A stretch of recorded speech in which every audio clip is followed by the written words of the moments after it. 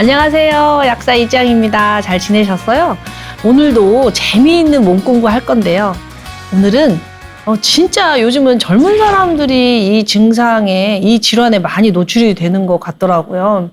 옛날에는 부자병이라고 했어요. 옛날에는 좀 이렇게 고기 많이 먹고 좀 두툼한 지주들 이런 좀 그런 사람들만 통풍에 걸린다 이랬는데 요즘은 뭐 굉장히 통풍 환자가 많아지고 있습니다. 근데 도대체 몸에서 일어나는 일은 다 이유가 있는데 통풍이 생기는 것도 이유가 있지 않을까요? 통풍을 질환으로만 보고 없애려고만 하면은 벗어날 길이 없어요. 몸에서 일어나는 모든 일을 왜 그런지 알아보고 그 원인을 알고 대책을 세울 때 벗어나기가 쉽잖아요. 그래서 오늘은 통풍이 뭐길래, 이 통풍을 일으키는 게 요산이라는 건 다 아시죠? 요산이 뭐길래, 이 요산은 진짜 나쁜 걸까? 이렇게 한번 시작을 해보겠습니다. 시청자분들 지금 몸을 한번 만져보세요. 자, 이 몸이 어제의 몸일까요? 이 몸이? 이거 굉장히 철학적 질문인데요. 우리 몸은요, 우리는 눈치채지 못하지만 끊임없이 세대 교체를 하고 있다고 해요. 그러니까 하루 평균 3,300억 개. 몸 전체의 1%죠. 1초당 380만 개, 80g이래요. 이렇게 많은 이 세포들이요, 교체를 하고 있다는 거예요. 그러니까 사실은 어제의 몸이 오늘의 몸은 아닌 거죠. 우리는 매일 새로 태어나고 있다고 해도 과언이 아니겠습니다. 자, 근데 우리가 어떻게 새로 태어날 수 있을까요? 어떻게 해서 낡은 세포가 없어지고 새로운 세포가 재생이 될까요? 그 비밀은 바로 유전자에 있는데요. 유전자는 뭐냐면 우리 몸을 그대로 복사하는 지도 같은 거죠. 지도. 이 지도 안에는 헥산이라는 게 들어있어요. 지도 속에 아데닌, 구아닌, 티민, 시토실 뭐 이런 것들을 좀 어렵기는 한데 어쨌든 헥산 많이 들어보셨죠? 조미료 헥산? 헥산 아무튼 많이 들어보셨을 거예요. 이 헥산이 바로 우리 몸의 유전자 지도를 그려줍니다. 이 헥산에는 두 종류가 있어요. DNA와 RNA. 그림에서 보면은 DNA는 이렇게 두 줄이죠. RNA는 한 줄이고, 즉 DNA는 유전자를 설계하는 그 지도 자체고요. RNA는 이 유전자를 전달하는, 즉 복사하는 그런 유전자라고 생각을 하시면 돼요. 아까 말씀드린 대로 이 DNA, RNA, 이 유전자 지도에는 헥산, 즉 아데노신, 구아닌, 시토신, 티밀, 우라실 이런 염기라는 거를 포함을 해요. 이걸 염기라고 해요. 염기. 이 염기에는요, 질소가 포함되어 있다는 게 핵심이에요. 질소. 제가 몇 영상에서 말씀드렸지만 질소는요, 인간이 품기에는 좀 위험한 물질이에요. 그래서 이 질소의 균형이 맞아져야 되는데요. 이 질소 때문에 질소의 균형이 안 맞아서 여러 질병들이 찾아오죠. 그 중에 하나가 바로 통풍입니다. 여러분들 통풍에 대해서 요산 많이 들어보셨을 텐데 혹시 요소는 안 들어보셨어요? 요소, 요산 헷갈리지 않으세요? 요소와 요산의 공통점은 바로 질소를 포함하고 있다는 거예요. 이 요소는요, 단백질, 우리가 음식으로 먹는 단백질 있잖아요. 뭐 소고기, 돼지고기, 생선, 콩, 뭐 이런 데서 들어오는 우리가 먹는 음식, 이 단백질이 잘게 부서지면 아미노산이 되고 이 아미노산에 질소가 들어있어요. 근데 이런 아미노산이 분해될 때 생기는 게 바로 요소인데요. 요소와 달리 요산이라는 게 있어요. 이게 통풍을 일으키는 요산은 아까 말씀드린 DNA, 우리의 몸을 새로 태어나게 해주는 유전자 지도인 이 DNA, RNA 이게 분해될 때 요산이 생기고 또 하나 ATP. ATP가 뭐예요?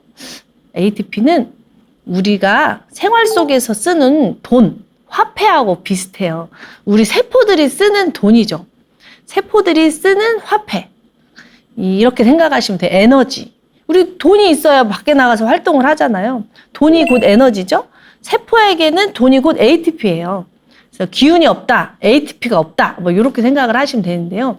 이 에너지를 내는 이 ATP도 결국에는 분해돼서 몸 밖으로 나가야 되는데, 이 ATP가 분해될 때 만들어지는 것이 바로 요산이라는 거.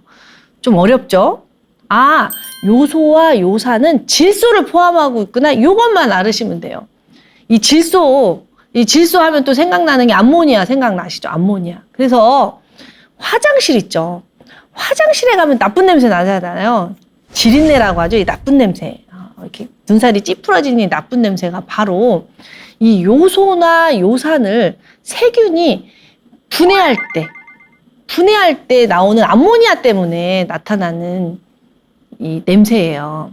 원래 이 요소나 요산은 냄새가 없어요. 즉, 근데 이제 나이가 드실수록 또는 몸이 안 좋을수록 질병이 있을수록 이 소변에서 나쁜 냄새가 많이 나거든요. 이 나쁜 냄새가 난다. 그거는 세균이 많다. 이렇게 이해하시면 돼요.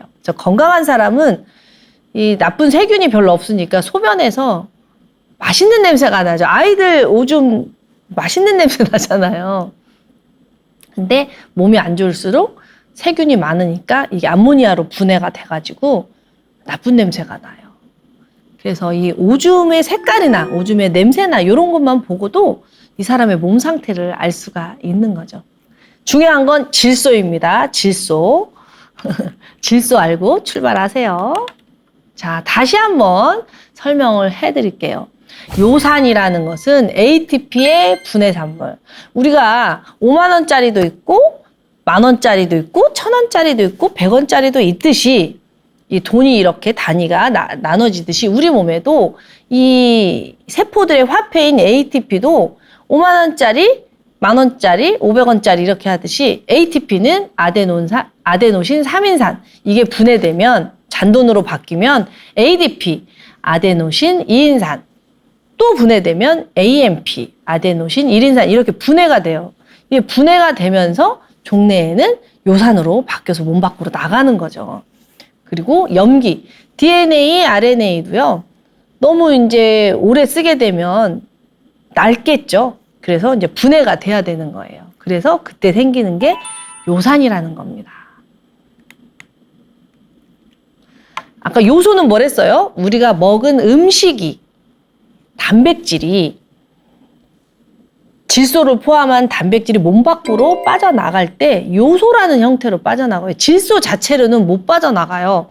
질소 자체로 몸에서 빠져나가는 건 매우 위험하기 때문에 질소를 좀 안전한 요소 형태로 바꾸어서 몸 밖으로 내보내거든요.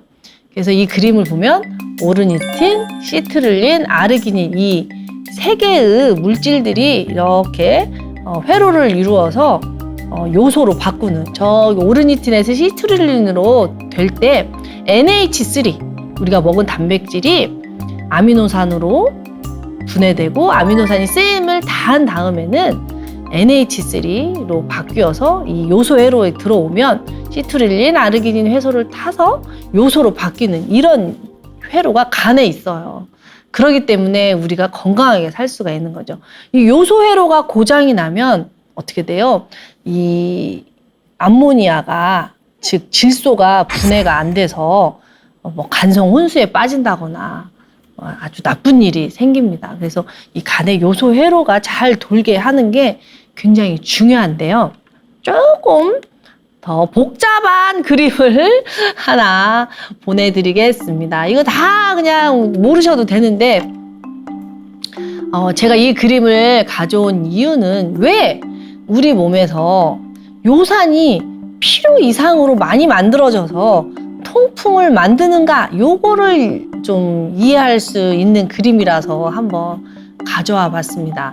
정상적으로 이 톱니바퀴처럼 이걸 대사라고 하는데요. 착착착착착착 진행이 되면은 우리 몸에서 요산이 많이 안 만들어지고 요소회로가 활성화가 됩니다.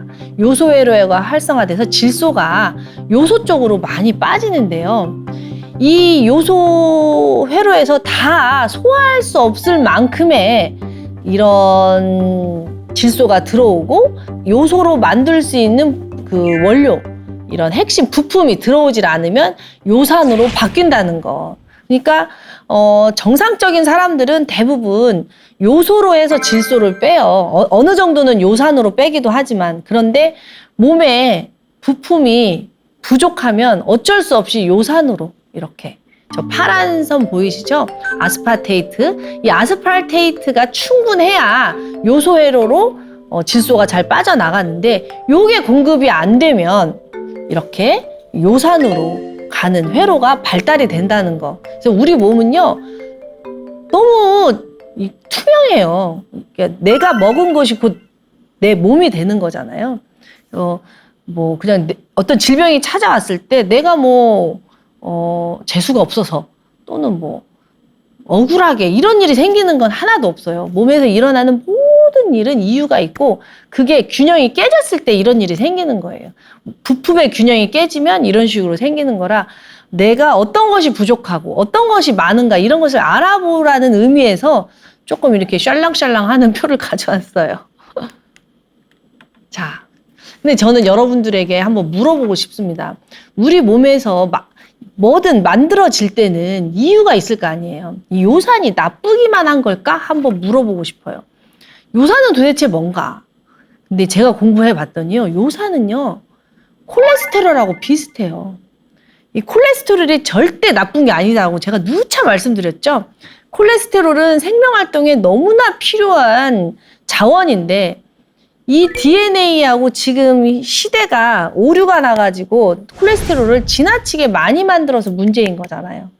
너무 많은 게 문제인 거지, 콜레스테롤 없으면 안 돼요. 우리가 콜레스테롤 없으면 아무것도 못해요. 호르몬이 안 만들어지기 때문에. 그래서 적당한 콜레스테롤의 균형이 중요하듯이 요산 역시 굉장히 우리 몸에 중요한 항산화제입니다. 항산화제가 뭐예요? 활성산소를 없애는 거잖아요. 우리 몸을 해독하는 아이들이잖아요. 이 항산화제가 없다는 거는 집에 청소기나 빗자루나 걸레가 없다는 거하고 똑같아요. 산다는 게 뭐예요?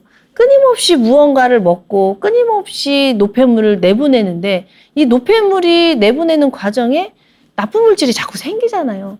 자동차가 달리면 매연이 나오듯이 나이가 들수록, 자동차가 낡아질수록 매연 물질이 더 많아지잖아요. 새 차일수록 매연이 적고, 이렇듯이 노화가 된다는 거는 활성산소가 많아진다는 거예요.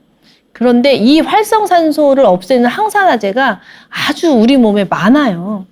여러분들이 뭐 잘 알고 계시는 여러 물질들이 아마도 다 거의 항산화제일 텐데, 한번 말씀드려볼까요?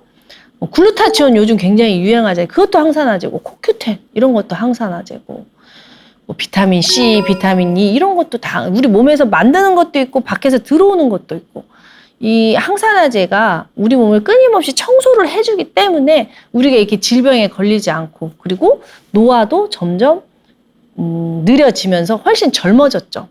옛날에 비해서 우리가 훨씬 젊은 이유는 우리가 항산화제가 풍부한 음식을 많이 먹기 때문이라고도 생각을 하고, 또 항산화제가 풍부한 물질들, 영양소들을 섭취가 많아져서라고 생각도 하거든요. 이렇게 이 항산화제가 우리 몸에 중요한데요. 이 요산이 항산화제라는 겁니다. 그래서 건강한 사람도 요산은 어느 정도 있어요. 요산이 나쁜 게 절대 아니라는 거, 그거부터 알고 시작하시면 좋을 것 같습니다. 자, 다시 한번 말씀을 드릴 텐데요. 항산화제는 우리 몸의 청소부인데요. 각각의 쓰임과 포지션이 달라요. 예를 들어서 비타민 C는 수용성이잖아요. 수용성은 혈액을 흘러다니면서 청소를 많이 해줘요. 근데 비타민 E는 지용성이잖아요. 기름에 녹는단 말이에요. 그래서 비타민 E는 세포막, 세포의 바깥이 지방으로 이루어져 있다고 제가 말씀드렸죠. 세포막, 지방을 청소하는 건 비타민 E가 잘해요. 이런 식으로 우리가 행주는 부엌에서 쓰고 걸레는 거실에서 쓰듯이 행주로 거실을 닦으면 안 되잖아요. 그런 것처럼 이 항산화제도 쓰임과 포지션이 있단 말이에요. 그런데 이 요산 역시 항산화제인데요. 요산이 항산화제로 쓰일 수 있는 이유는 이 요산이 전자를 내어줄 수 있기 때문입니다. 이 활성산소라는 거는 뭐냐면요. 항상 불안정해서 어디선가 전자를 가져와야 안정화가 되면서 나쁜 짓을 안 해요. 불안정하다 이런 말이거든요. 근데 요산은 이 활성산소를 안정화시킬 수 있는 전자를 가지고 있는 물질이에요. 그래서 요산이 항산화제로 말을 할 수 있는데 요산은 이런 핵산, ATP 이런 질소의 찌꺼기를 청소하는 물질이라는 거예요. 그러니까 세포 안을 청소하는 항산화제도 있고 세포 밖을 청소하는 항산화제도 있고 막 이런 식으로 있듯이 요산은 이런 질소의 찌꺼기를 청소한다 이렇게 생각을 하시면 됩니다. 자, 그렇다면 요산이 언제 많이 만들어질까요? 요산이 많이 만들어지는 이유가 있을 거 아니에요. 자, 요산이 아까 말씀드린 대로 그 DNA, RNA, 핵산의 찌꺼기고 요산이 ATP의 분해 산물이고 요산이 항산화제다. 이 세 개가 힌트입니다. 자, 과로라는 거에 뭐예요? 과로한다? 에너지를 많이 쓴다. 돈을 많이 쓴다. 잔돈이 많이 생긴다. 이런 거잖아요.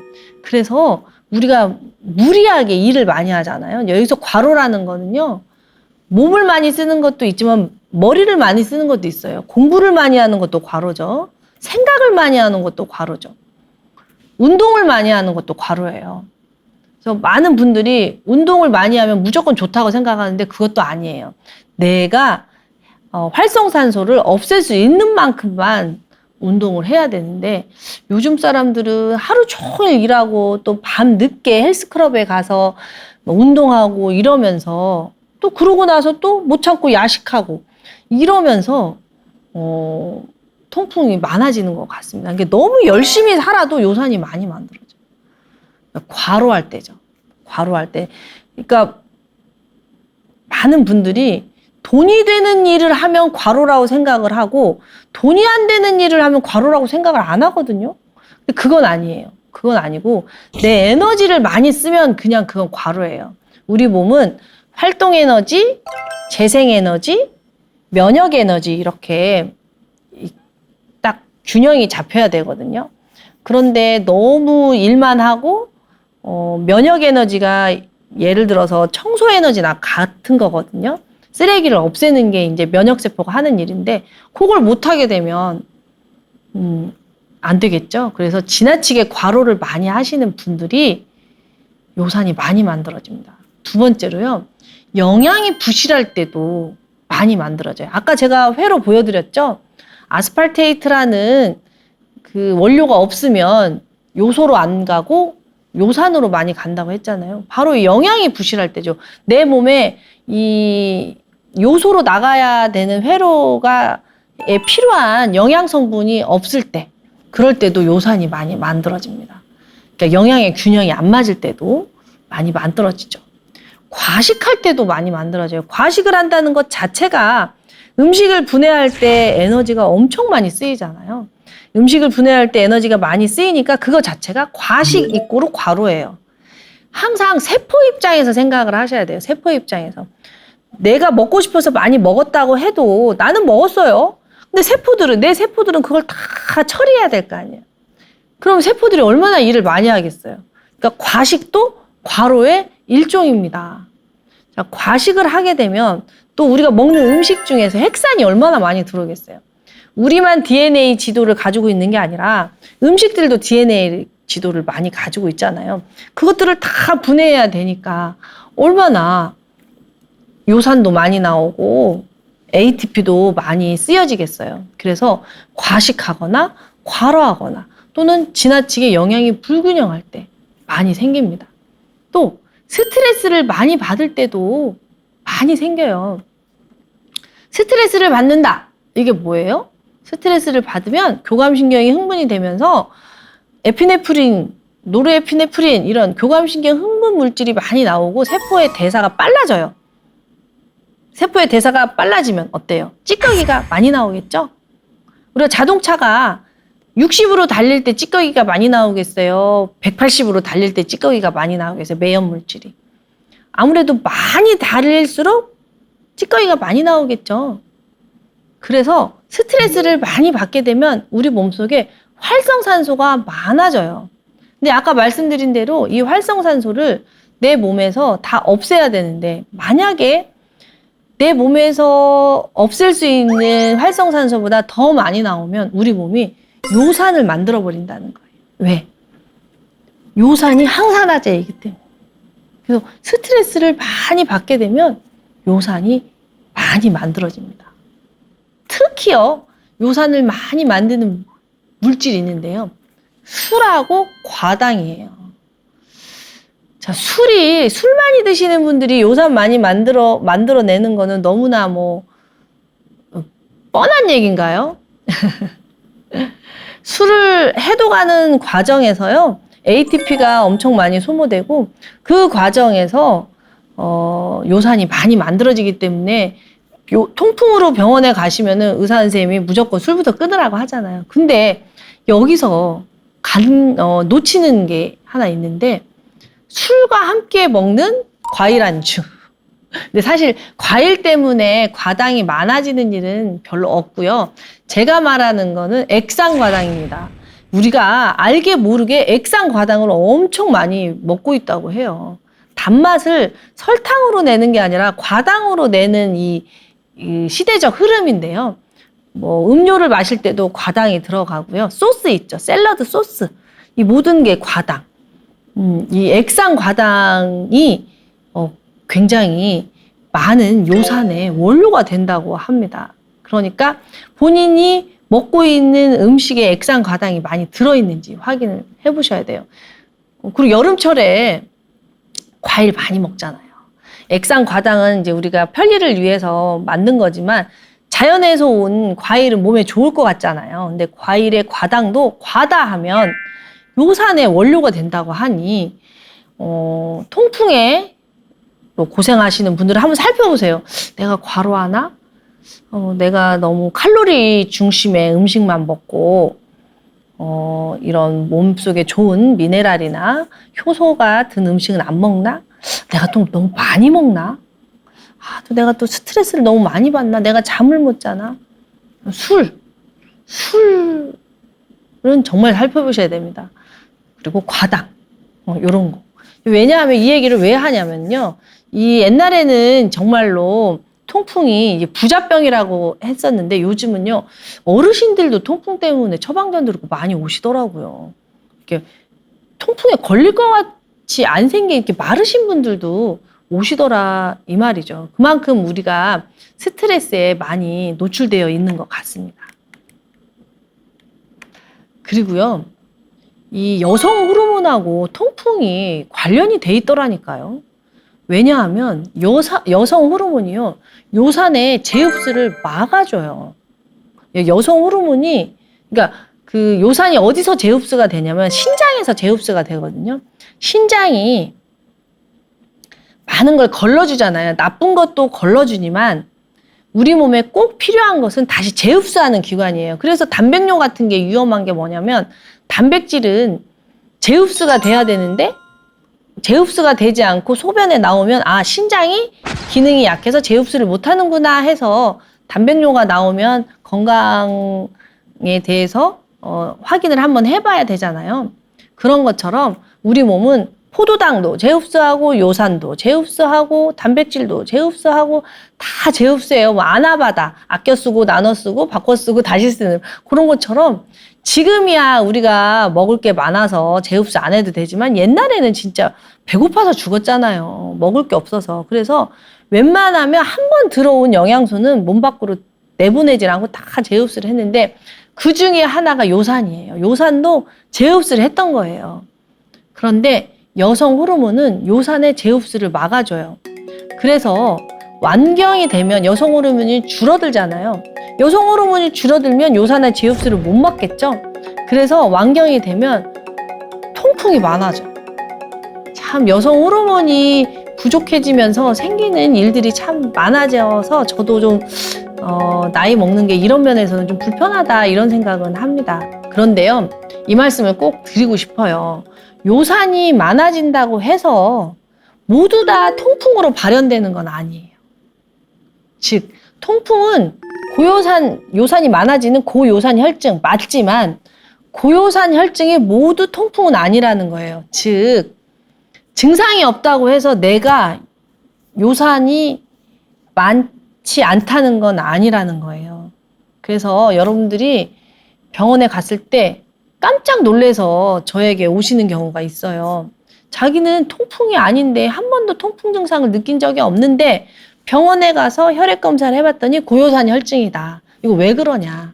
이렇게 많이 질문을 하거든요. 그거는요, 고인슐린 혈증하고 똑같아요. 인슐린이 높다고 해서 모두 다 당뇨가 되는 건 아니에요.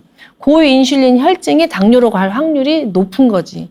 마찬가지로 요산이 높으면 통풍으로 갈 확률이 높은 거지, 요산이 높다고 해서 모두 다 통풍은 아니라는 거 아셨으면 좋겠습니다. 요산이 높아지면은 사실 요산이 아주 미세한 물질이라서 신장 그 사구체에 많이 침착이 돼가지고 신장이 나쁘면 고요산 혈증에 또 많이 노출이 되더라고요. 요산이 많아져서 신장이 나빠질 수도 있고요. 신장이 나빠져서 요산이 높아질 수도 있고, 이게 두 가지는 닭이 먼저냐 달걀이 먼저냐인데 사실 통풍보다 더 무서운 게 신장 쪽 질환이죠. 자, 그렇다면 어떤 사람들이 통풍에 시달릴까요? 이게 통풍이라는 게 그거잖아요. 굉장히 심한 통증. 그 바람만 스쳐도 아프다고 해요. 특히나 이게 엄지발가락, 이 관절 마디마디가 이렇게 퉁퉁 부어오르면서 빨갛게 되면서 굉장히 아픈데요. 왜 이렇게 통증을 유발할까요? 이것은 바로 우리 면역세포가 우리를 살리려고 가서 공사를 하기 때문입니다. 이 요산이 적당히 있을 때는 우리의 면역세포를 훈련시켜서 굉장히 평화롭게 흘러가지만요. 요산이 너무 많아가지고 이 관절에 침착을 하게 돼서 결정화가 되면은 어쨌든 이게 우리를 불편하게 하니까 우리의 면역세포들은 가서 그걸 없애야 돼요. 자, 도로가 막혀 있어요. 도로에 무슨 바위돌이 하나 탁 있어요. 그럼 어때요? 우리 119가 가가지고 도로 통제하면서 그거 다 없애잖아요. 이렇게 바위를 깨서 없애든지 들어서 없애든지. 마찬가지로 우리의 면역세포들이 그 요산을 없애기 위해서 염증 반응을 일으킵니다. 없애야 될 거 아니에요. 그때 생기는 게 바로 통증, 발열, 발적, 부종입니다. 염증 4대 반응. 가렵기도 하고 아프기도 하고 열이 나기도 하고 붓는 겁니다. 그러니까 이 통풍의 통증은요, 사실은 나를 살리려는 반응이에요. 몸에서 일어나는 모든 일은요, 신호이고요. 그 모든 일들은 나를 살리려고 하지 죽이려고 하는 게 아니에요. 그래서 일단 통풍이 일어났으면 왜 통풍이 일어났어 이러면서 막 짜증을 내고 막 우울하고 이럴 게 아니라 이게 지금 나에게 신호를 보내는구나. 그리고 나의 면역세포들이 이걸 없애기 위해서 공사 중이구나. 이렇게 생각을 하셨을 때 치유가 빨리 일어날 것 같습니다. 그리고 왜 요산이 못 빠져나가고 여기에 이렇게 침착이 됐지?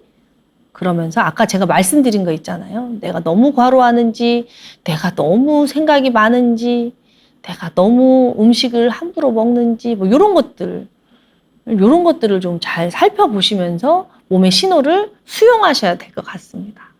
그래서 저는 오히려 통풍은요, 드러나니까 차라리 낫다고 생각을 해요. 아프면 조심하고 약이라도 먹잖아요. 문제는 신장이에요, 신장. 신장에 요산이 축적이 되면은 많이 나빠질 때까지 모른단 말이에요. 그래서 차라리 이렇게 보이는 거는 감사한 일이에요. 통풍 환자분들, 제가 이렇게 말씀드리면, 이 약사 자네가 안 아파봐서 그러네 이렇게 말씀하실 수도 있는데요. 어마어마한 통증이라는 거 저도 압니다. 알아요. 벗어나려면 제대로 이해를 해야 돼서 드리는 말씀입니다. 자, 그러면 통풍약은 어떻게 구성이 돼 있을까요? 일단 첫 번째로 요산의 생성을 막아야겠죠.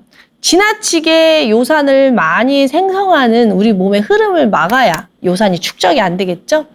그런 약들이 알로프리놀이나 페북소스타트라는 약입니다. 이 약은 요산의 생성을 막기 때문에 꾸준히 매일 먹게 되어 있죠. 그리고 두 번째로 또 요산이 빨리 빠져나가면 안 아프겠죠? 그래서 요산의 배출을 막아주는, 요산의 배출을 도와주는 약이 있습니다. 바로 프로베네시드라는 약제들입니다. 그리고 또 이 통풍의 통증은 염증 반응이라고 했잖아요. 이 염증 반응을 억제하는 약을 씁니다. 콜킨인데요. 저도 지금 천안에서 서울로 고속버스 타고 올라왔거든요. 길이 있어야 제가 왔다 갔다 할 수가 있잖아요. 세포들도 길이 있어야 움직여요. 이 세포 안에는 미세 소관이라는 길이 있는데요. 이 길이 있어야 면역세포들도 움직이고 뭐 여러 자원들도 움직여요. 근데 이 콜킨이라는 약은 이 미세 소관을 막습니다. 그러면 면역세포가 이동을 못 하겠죠? 그래서 면역 반응이 일어나질 않아요. 면역 반응을 억제하면은 그 아픈 게 없어지겠죠? 그래서 콜킨을 쓰는 건데 사실 이 면역 반응, 염증 반응이라는 게 우리 몸을 살리려고 하는 거지 죽이려고 하는 게 아니라고 했잖아요. 그래서 이 염증 반응을 지나치게 억제하면 오히려 몸에 안 좋잖아요. 그래서 콜킨이라는 약은 계속 먹는 게 아니라 통증이 너무 심할 때 일시적으로 먹게 처방이 나오는 약입니다. 그리고 통증을 줄이는 염증 반응을 억제하는데 콜킨처럼 이 미세소관이나 이런 거를 막는 게 아니라 여러분들이 자주 드시는 그 소염 진통제 있죠? 이것도 면역 반응을 억제를 해주기 때문에 소염 진통제 처방이 많이 나옵니다. 그리고 스테로이드 처방도 많이 나오죠. 스테로이드가 바로 우리 몸에서 만들어내는 코티솔, 이 코티솔을 제품화한 거라고 제가 부신편에서 말씀을 드렸잖아요. 즉 염증 반응을 없애려면 내 몸에서 스테로이드, 이 코티솔이 많이 만들어져야 되는데 너무 과로를 하고 잠을 못 자고 노폐물이 많고 이러면 그거를 하느라고 이 부신이 고갈이 됩니다. 그러면 염증을 억제를 못 하겠죠. 그래서 소염 진통제로도 안 듣고 뭐 안 듣는데 오직 스테로이드를 썼을 때 통증이 잡힌다면 이분들은 아셔야 돼요. 아, 내가 부신이 고갈됐구나. 내가 너무 에너지를 막 써서 에너지가 떨어졌구나. 이걸 아셔야 됩니다. 스테로이드도 오래 쓰시면 안 되겠죠. 소염 진통제도 오래 쓰시면 안 되겠죠. 소염 진통제를 오래 쓰시게 되면 속이 불편해질 수도 있고 신장에 무리도 갈 수도 있잖아요. 그리고 요산 자체가 신장에 무리가 갈 수가 있기 때문에 이 통풍 관리를 잘 하셔야 더 큰 질환으로 전환되는 걸 막습니다. 그리고 요산의 생성을 막는 알로프리놀 같은 이 약들을 잘 보시면 우리 몸에서 이유가 있어서 요산을 만들어내는데 요거를 막는 기전이잖아요. 그러니까 만들어지지 못한 그 물질들이 몸속에 남아서 가려움 같은 거를 생성을 할 수가 있어요. 그러니까 사실 이런 모든 약들이 지금의 고통을 막아주는 건 맞아요. 그렇지만 통풍약만 복용하고 있다고 해서 통풍에서 벗어나긴 어려워요. 오히려 이런 통풍약을 계속 복용함으로써 통증을 숨김으로써 더 큰 질환으로 갈 수도 있다 이 말이에요.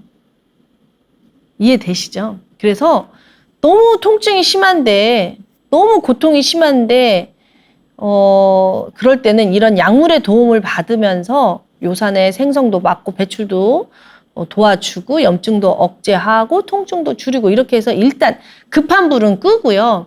좀 더 근본적으로 왜 내 몸에서 요산을 이렇게 많이 만들고 빼내지 못하는지 곰곰이 생각을 해보셔야 됩니다. 신장에서 요산 배출이 안 되는지 내 몸에서 지나치게 요산을 많이 만드는지 요소 회로가 잘 안 돌아가는지 왜 이렇게 염증 반응이 많이 생기는지 내 몸에 코티솔이 부족한지 이런 것들을 잘 살펴보면서 균형을 맞추시기를 말씀드리는 겁니다.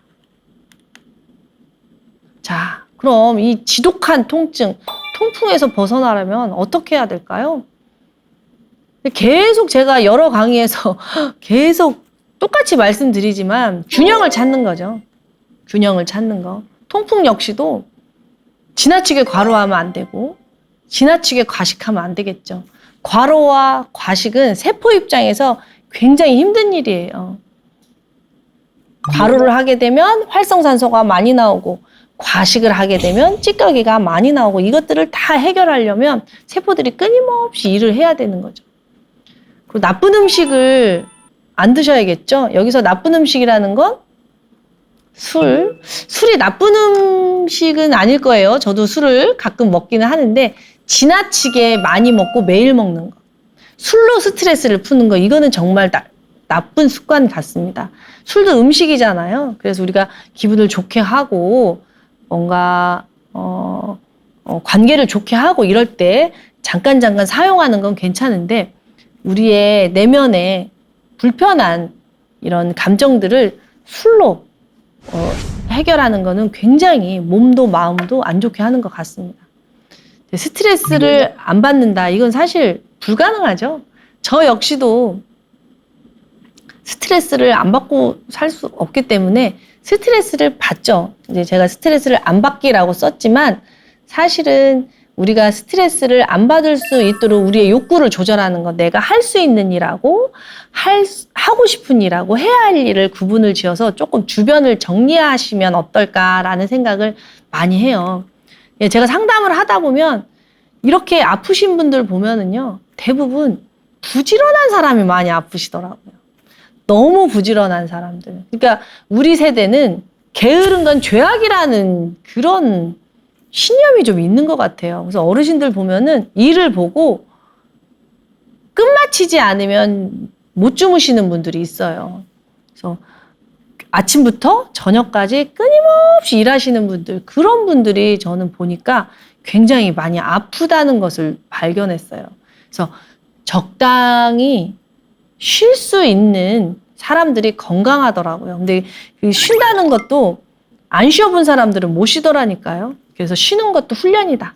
저는 이런 말씀을 좀 드리고 싶습니다. 그리고 스트레스를 받더라도 이 스트레스가 나에게 주는 이런 신호들을 잘 알아차려서 녹여낼 수 있는 힘, 회복 탄력성, 이런 것들에 대한 고민들이 굉장히 중요한 것 같아요. 스트레스를 받고 없애려고만 하지 말고 이게 어떤 신호인지 내면을 들여다보고 이 내면에서 그걸 소화하고, 그래서 그런 스트레스가 나를 더 성장시키고 확장시키는 좋은 인자로 변화시키게 할 수 있는 힘, 이걸 키우는 게 굉장히 중요한 것 같다는 생각을 했습니다. 그리고 무엇보다도 항산화제가 많은 음식, 왜냐하면 요산이 만들어진다는 것 자체가 우리가 아까 과로, 과식도 있지만은요, 내 몸속에 활성산소가 많기 때문에 만들어지는 것도 있거든요. 이 활성산소를 없애기 위해서 내 몸이 살려고 요산을 의도적으로 많이 만드는 경우도 많아요. 그러면 세포 입장에서는 통증으로 죽지는 않지만 활성산소가 많으면 세포가 죽을 수도 있거든요. 암으로 갈 수도 있는 거고. 그래서 요산이라는 그 궁여지책으로 만들어내는 거예요. 죽는 것보단 나으니까. 그러면 우리가 그걸 알아차리고, 항산화제가 풍부한 음식이나 항산화제를 풍부한 음식을 먹을 수 없다면 항산화제를 제품으로 요즘 많이 나와 있거든요. 영양소로 챙겨야 됩니다. 무조건 통풍약만 드시고 있을 게 아니라 활성산소를 없애주는 항산화 영양소를 그 사람의 그 체질에 따라서 선택되는 물질은 다르겠죠. 그러니까 이제 전문가하고 상담을 하셔가지고 내 몸에 맞는 항산화제를 꼭 드시기를 추천을 드리고요. 무엇보다도 중요한 거는 수분 섭취입니다. 왜냐, 요산이 좀 만들어지더라도 내 몸에 체액이 충분하면, 즉 우리 몸은 순환계잖아요. 쥐구 2바퀴 반의 혈관이 있으니까 혈액이 충분해서 이 순환이 잘 되면 요산이 잘 흘러서 몸 밖으로 나갑니다. 근데 문제는요, 우리 몸속에 물이 부족할 때, 즉 체액이 부족할 때, 그럼 어떻게 돼요? 강바닥에 가뭄이 들면은 돌들이 다 튀어나오죠. 그런 것처럼 이 돌들이 흘러가지를 못하잖아요. 요산이 흘러가야 되는데 내 몸에 체액이 부족하면 어때요? 이 요산이 흘러가지를 못하고 어디에 가서 멈추는 거예요. 그게 바로 관절이죠. 그러면 면역세포들이 가서 염증 반응을 일으키기 때문에 무엇보다도 중요한 게 체액을 확보하는 거예요.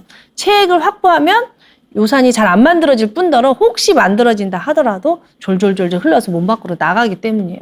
그런데 어때요? 현대인들이 그렇게 하나요? 수분을 빼내는 음식을 많이 먹죠. 카페인도 이뇨작용 있고 술도 이뇨작용이 있잖아요. 계속 몸에서 체액이 부족해지죠. 매운 음식은 또 어때요? 매운 음식도 몸에서 물을 자꾸 빼죠. 보양식, 피곤해, 힘들어. 과로를 했으면 과로를 하지 않는 게 몸에 훨씬 좋아요. 쉬는 게 더 좋은데 과로는 과로대로 하면서 끊임없이 일을 하기 위해서 에너지를 만들어내는 에너지 드링크라든가 또 힘을 내게 하는 보양식이라든가 이런 거를 찾게 되면 세포는 계속 물은 없어지고 열은 계속 나면서 교감신경이 흥분이 되면서 요산이 더 많이 만들어지는 조건이 되는 겁니다. 잠을 못 자는 것도 굉장히 나쁜 조건이겠죠. 이런 식으로 통풍에서 벗어나시려면 사실은요, 몸 전체가 좋아져야 됩니다. 통풍약은 요산만 안 만들어지게 하는데 뭔가 이유가 있어서 만들어지는 물질을 약으로 자꾸 인위적으로 차단을 하게 되면 몸 전체의 균형이 깨지지 않겠어요?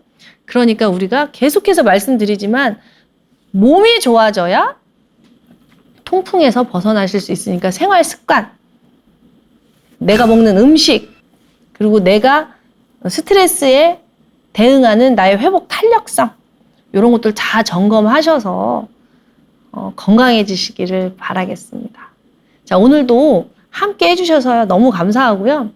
다음 시간에는요. 정말 이렇게 먹을 것이 많은 시대에 아이러니하게도 못 먹는 사람들이 너무 많아지고 있어요. 소화가 안 돼서 못 먹고 역류해서 못 먹고 설사해서 못 먹고 굉장히 잘 못 드시는 분들이 많은 분들을 위해서 왜 우리 몸에서 음식을 소화시키지 못할까?